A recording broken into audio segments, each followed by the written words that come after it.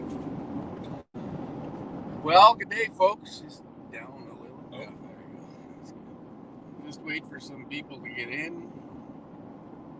It's a little abnormal to be coming live at 2 in the afternoon, but it is what it is. How we all doing, patriots and freedom fighters? It's starting to populate a little bit. I'll give it a little bit more time yet. How many does it show there, John? 29. So just wanted to come live and give you guys a bit of an update on what we've been up to.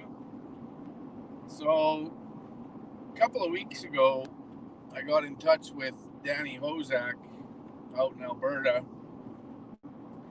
Danny puts together what they call Freedom Talk conferences, sometimes twice a year, at least annually. And this one was a little different because he wasn't able to promote it as an actual in-person event for obvious reasons, but he still managed to pull it off. So he ran it both online and in person. I think we had about 120 people there, I think, somewhere in that ballpark, and then a bunch of people online, so it was good. And that was in Lloydminster. We can now identify the location.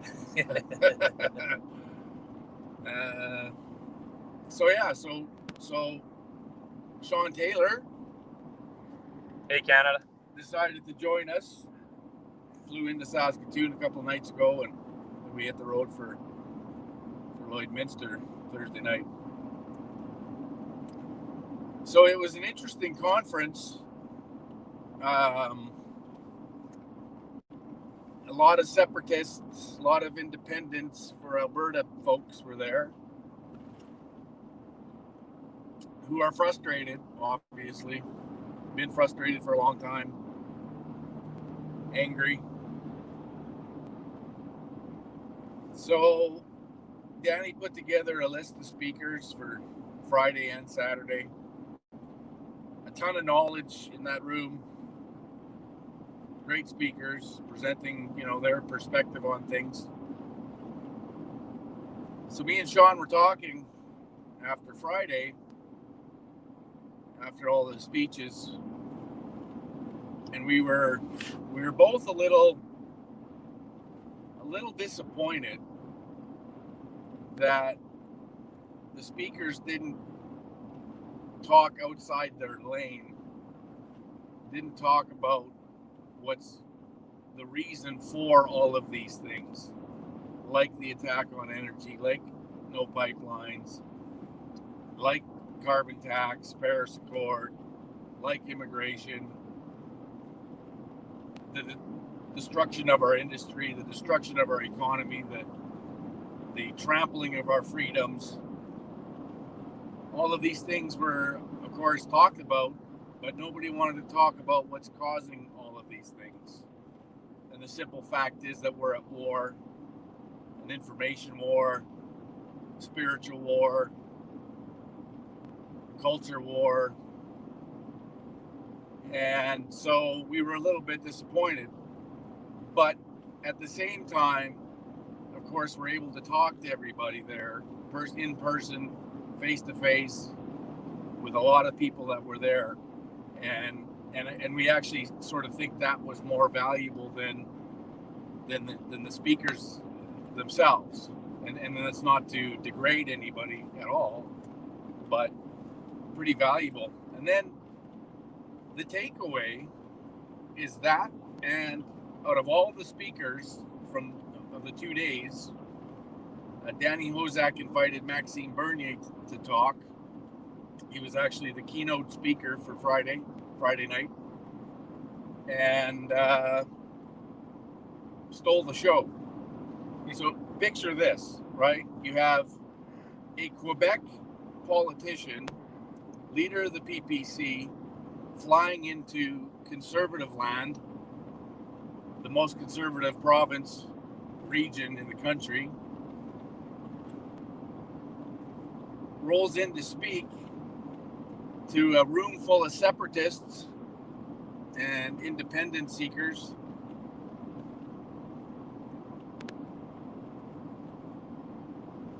And steals the show. And his speeches, I posted it on my Facebook, so anybody wants to have a look at it, the speech is on my Facebook. They posted it on the website. They polled all of the questions that each speaker had brought within their speech, and then ran a poll after a live poll. And out of all the people that were watching in person and online, Max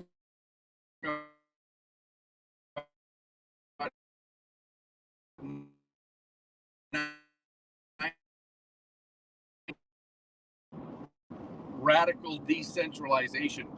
And he actually mentioned in his speech that the attack on Ottawa is where we are all at, whether you're a separatist or whether you want to stay in the Confederation. And that resonated with at least 94% of the people that were there. And he's right.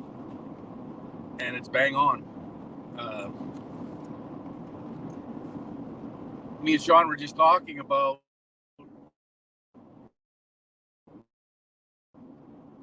how we always blame the politicians, and for good reason, but we don't take responsibility. And I had this conversation with numerous people at this conference, so did Sean, that we are to blame for the situation that we're in, because we've never taken that responsibility when it comes to elections, when it comes to running for particular parties as candidates, as voters, as just people in the community. We all went to sleep for 50 years, and we allowed this to happen. We elected these politicians. We allowed them to sell out our country. So if we're going to save it, it's our responsibility. We can't expect, nor should we, rely on our elected officials, especially at this very moment. It's up to us. We have to do this. Sean? Politics is downstream of society, right? And I understand the frustration. I spent most of my adult life living in Alberta, and boom times are awesome here. And the lack of accountability that I see for, everyone's pissing and moaning how Quebec's eating their lunch, and it's all Ottawa, and it's like all these things that should have been done decades ago and were never done here during the good times when you had the opportunity to, right? And as Milan at the government, he's like, we get the politicians that we deserve, and we've got exactly what we deserve right now.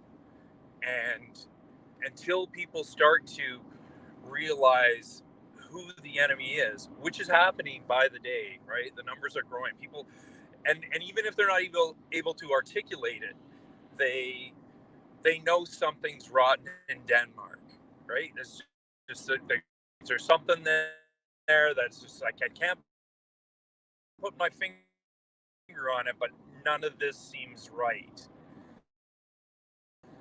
And you look at the politicians that we've wound up with, right? And that perception that we have received from the media has allowed us to make these choices, or forced us to make these choices, right? And until we get a better outlay of information for people, I don't think we're fighting an uphill battle. We're wired a certain way, right? 90% of people told the same story will come to the same conclusions, right? That's just the way we're built, and the people in power know this. and they've been giving this story for a long time, but the spell, fortunately, seems to be wearing off. Not as quickly here in Canada as in other nations, but this is going on around the world. And when I go into rooms like the one that we just spent this weekend in, and you talk to these people, and they're getting closer to articulating what is actually going on, right? We don't have a COVID problem. We don't have a climate disaster problem. We don't have a systemic makeover problem, right? And people are starting to connect the dots. And it's remarkable to see. I gotta say, for myself, and Mark alluded to this earlier, right? Like, at first we were a little disappointed because it was the same thing. It was good information, right? But the focus, rather than on the enemy that we face, is on the minutia. You know, this is bad science. Really? In tens of thousands of jurisdictions around the world, we've simultaneously come up with all these ridiculous plans to fight this manufactured problem. And you only want to blame bad science? Yeah, tens of thousands of exactly the same mistakes were made. Or is there some coordination to this? Is there a plan to this? And as soon as you suggest that, most people are like, well, you're a conspiracy theorist. And it's like, well, you're a coincidence theorist, right? Like, it's so ridiculous. Like, you can't look at this, and it's seeing the forest for the trees, right? You're immersed in it. You're being gaslit by the world. You think you're alone on these ideas of the doubts that you have. But if you take a few steps back and try to look at the big picture, it comes into focus. And it's like, absolutely. I've noticed this. So not only did we notice that this weekend, because I think, like I said, the benefit, the overall takeaway from this weekend wasn't the speeches. It was the people like myself and Sean and others that were able to talk to people and connect some dots and turn some light bulbs on. And I see that when we go throughout the province to these clandestine meetings that we're organizing. A lot of people understand there's something going on, there's something not right, something doesn't smell right. And so when we go to these things and we connect the dots and we put context to what's happening, all of a sudden COVID makes sense. All of a sudden, exactly, climate change makes sense. Why they're doing it. See, the problem is most people want to bitch about the what, but nobody asks why.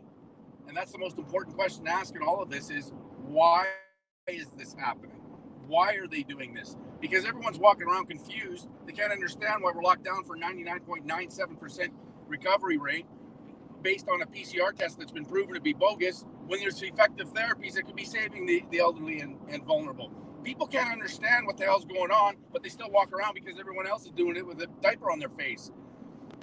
When you then force them to ask why and put some context into COVID, context into climate hysteria, and get them to understand that this is all tied to the Great Reset, the World Economic Forum, who partnered with the UN and Sustainable Development, and you understand what their plan is, you understand what their agenda is, then it makes sense why they're destroying small business, why they're destroying the family, why they're creating enormous division amongst the population, fighting over masks, fighting over lockdowns, fighting over freedom. This is all by design. And when you understand their goals that they've clearly identified and they openly promote now, you can understand then why they're taking these measures for a like I said, a virus that it maybe isn't even a virus. Who knows?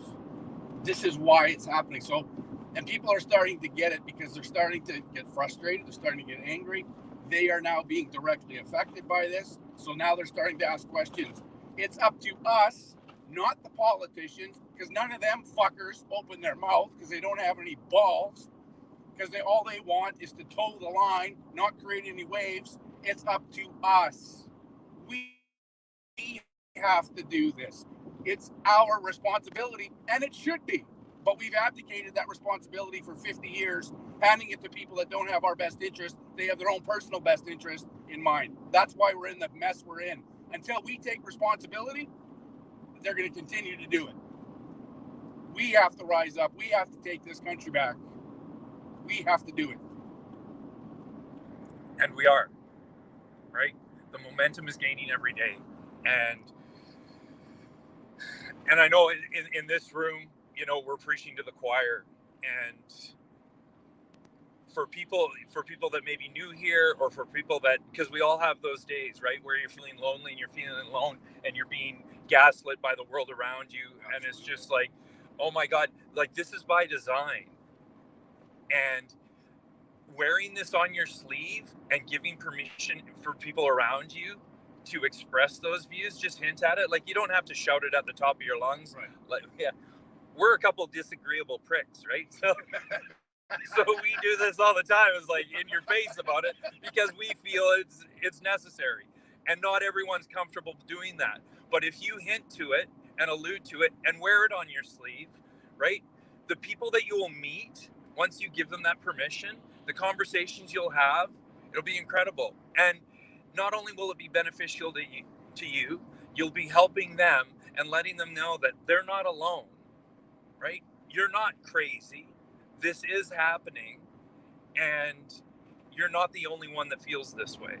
So the momentum that I'm seeing, these talks that Mark's doing, in Quonset huts across the prairies, right? There is a momentum that's building, and it's gaining more momentum every day. And it's just a matter of time before we hit that critical mass where the Great Awakening reaches this nation as well. Well, and freedom spreads like wildfire. It really does. We get frustrated because we're online a lot, right? I do whatever I do online.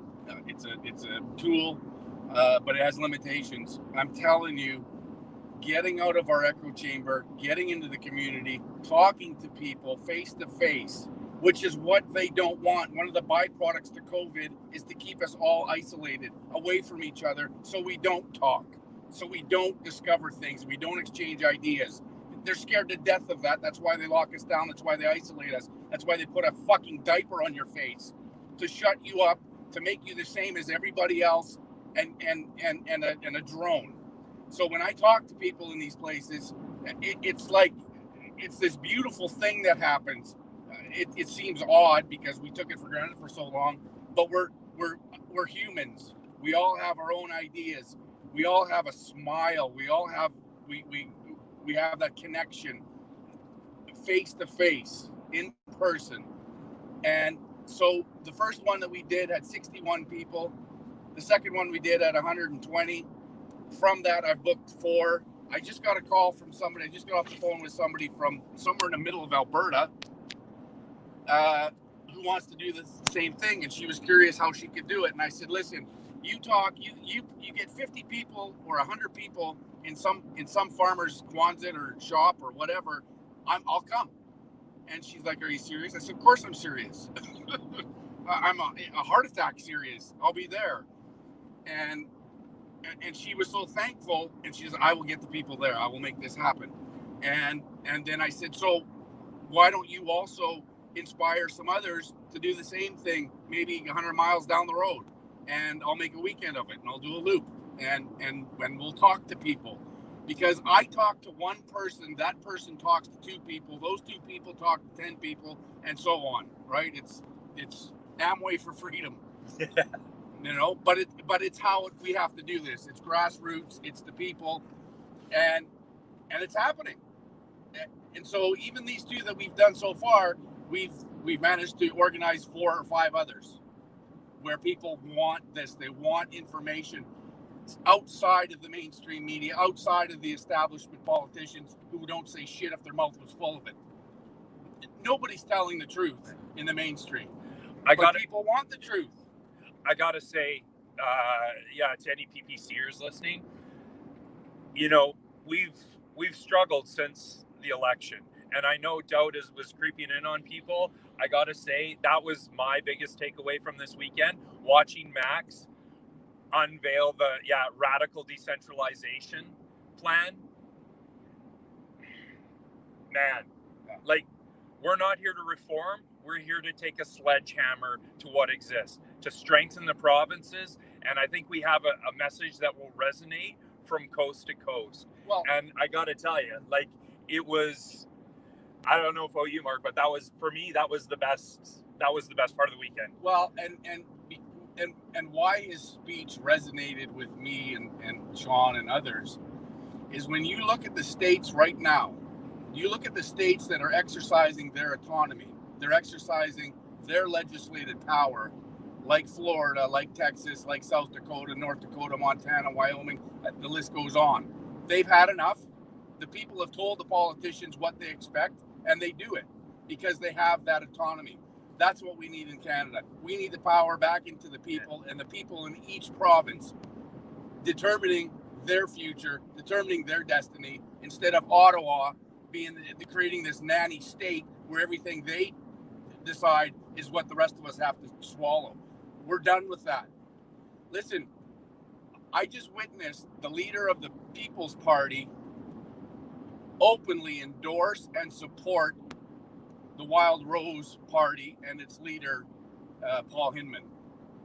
And that's pretty radical for a Federalist Party supporting an independence party in the Wild Rose. And I'm 100% there as well. Yeah. I support that because here's the thing.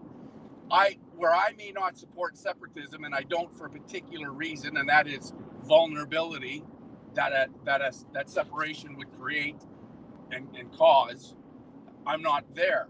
However, I also recognize that we need provincial parties to send a strong message to the establishment through the election that we're taking over. We're taking our provinces back and create that leverage so Federalist parties like the PPC, the only party, can get to Ottawa and say, you know what? We're flipping this script. We're taking a sledgehammer to what you've created the last 50 years, and we're giving the power back to the provinces so they can control their destiny. They can protect their culture. They can protect their way of life. Hey, man, I'm on board. Yeah. Like Buffalo Party, Saskatchewan, I support you 100%. I'm endorsing you. It's that important. We can't rely on the established. We have to kick the establishment to the curb across the board, take control back, and we can do it through autonomy of the provinces. That's why what Max said in this speech resonated with me. It gave me goosebumps. Yeah. Because finally we got somebody who's got the balls to say it. We're going to take a sledgehammer to Ottawa. Yeah, and strengthen political powers. Not to alarm anyone out there, I saw Dr. Tam on the news this morning, and he was informing everyone that there is a third wave coming, so brace yourselves. It is time to panic. But healthcare is a provincial mandate. What the hell is Ottawa doing? Just pumping out this fear porn, right? And this is what makes it so obvious, right? It's all about control. And until we take things back from the bottom up, yeah, we don't have a chance. And to be a member of a party who's the only leader of a national party that's got the stones and the integrity to speak out against the madness going on in our country right now. The message is there. We have the message, right? They're doing everything they possibly can to suppress it, but the truth is a lion. Set it free and it'll defend itself, right? And it's really exciting to see this momentum building. So it's interesting when we talk about the Constitution and how it's been sort of set up against us. It really isn't as it exists, and that's not to say it doesn't need reforming. I'm still very open to reforming the Constitution. I think it's necessary, but at the same time, as the Constitution exists, the provinces have the notwithstanding clause that they could use through legislation to get exactly what each province needs. As it stands right now, there just hasn't been a leader in any province for 50 years that's actually used that power to the benefit of the people, like equalization. Stand up and say, no, we're not doing it. It's not fair. It's killing us. we're not doing it. But at every level of government, that support hasn't existed. So while abdicating our responsibility to these leaders, we're partly responsible. But the interesting thing is, so when me and Salim have done a lot of lobbying and discussing with Max and headquarters, and we pushed pretty heavy for going back to the old reform platform of Triple E Senate, which is equal, elected, and effective, right? That was the idea. Now that's extremely hard to do when you're talking about opening the Constitution. And regardless, I still think it needs to happen, but it's a huge roadblock in getting that done. And at the same time, you alienate Quebec, which, from my perspective, I don't care, because we've been screwed by this confederation for 50 years, if not longer. So I'm sort of that position. But the bigger picture is this: with radical decentralization and autonomy to the provinces, all provinces can agree. We can all be allies in that fight, because Quebec wants autonomy, and I say, good, have as much autonomy as you want. Run your culture the way you want. Make your decisions based on what's best for Quebecers. Fantastic. Just don't dictate your shit to me as a province who has autonomy, and we'll take control of what we want to do. And then we can negotiate between ourselves for whatever. That's where our country needs to be. We need to have autonomy for the provinces. We need the provinces to take back power that's already in the Constitution. It's just no politicians have had the balls to stand up like Maxime Bernier just did. Yeah. So I've been, his speech, and I encourage anyone to go to the website and read Max's speech from Friday night, because it makes sense. And it makes sense so much that a room full of separatists and people promoting independence approved of it 94%, because it makes sense. It's good for us, and it's good for others. You want unity in the country? Start giving responsibility and autonomy to the provinces so they can make their own decisions, instead of creating an environment where we all want to separate and we all want to get away from each other, because they've made it into this whole centralized communist bloc that dictates policy across the country, and everybody's pissed off at everybody, which is exactly where they want us. That's the script that's been written for us. Divide and conquer. Absolutely. Right? This is a message that will solidify, right? We're not against each other. We're all in the same boat, and this is a message that raises all boats.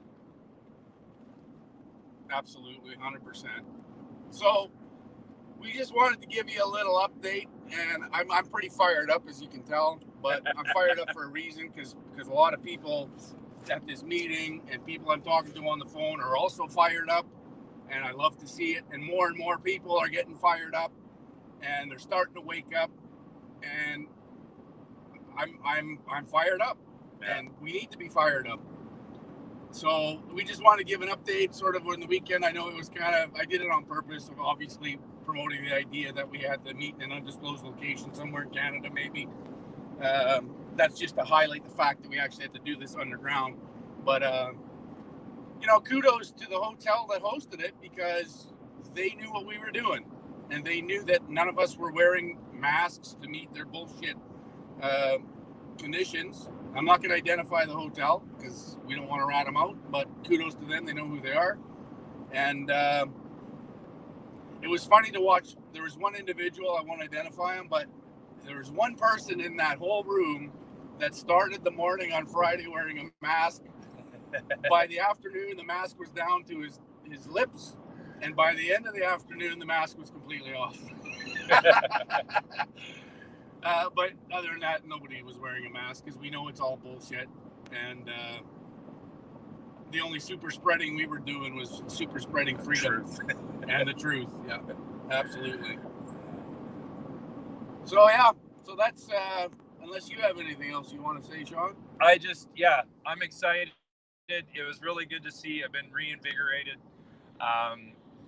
Every morning I wake up and I look around and I'm like, is it retarded enough yet? Oh.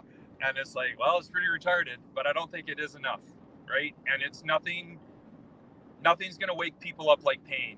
And as frustrating as it is to experience this, right? Know that you're not alone.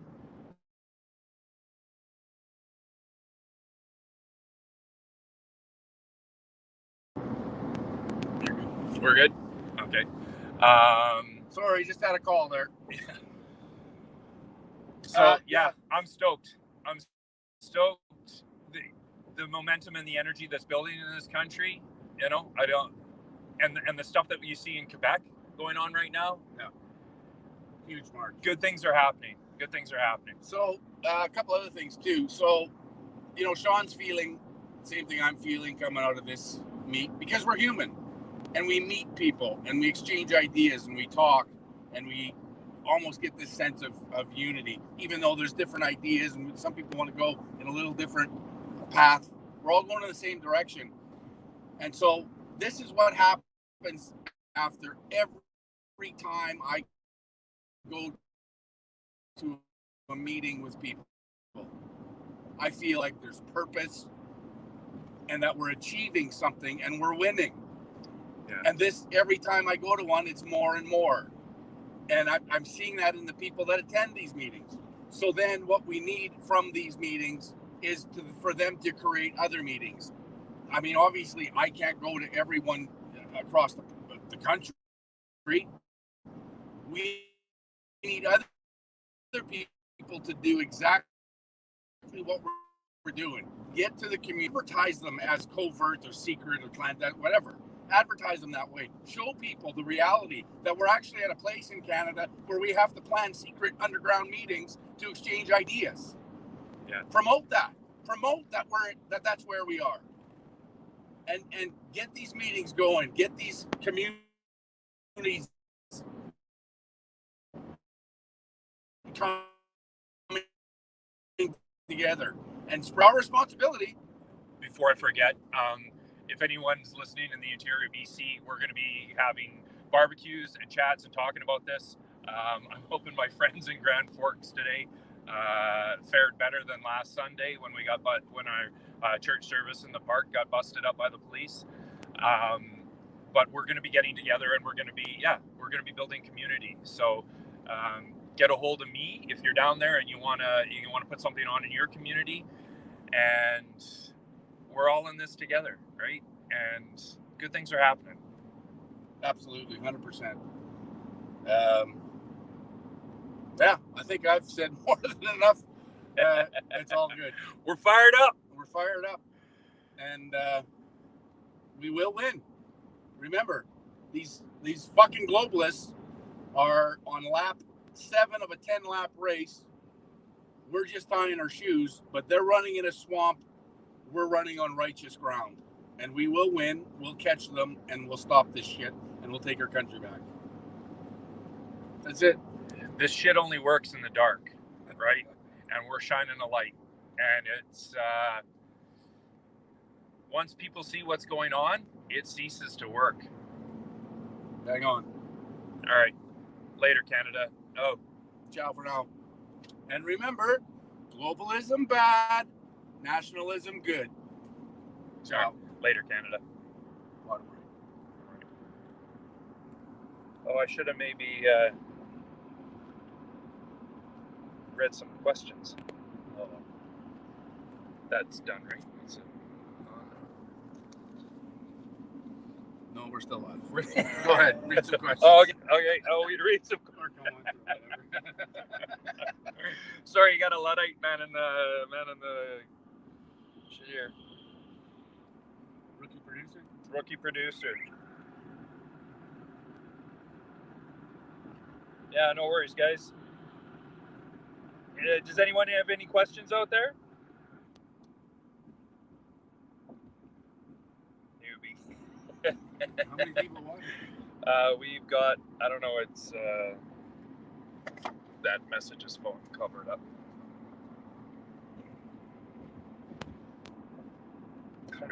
113. Yeah. Thank you, Patriots. Yeah, doesn't look like any questions. All right. Thanks a lot, guys. We'll chat soon. Later.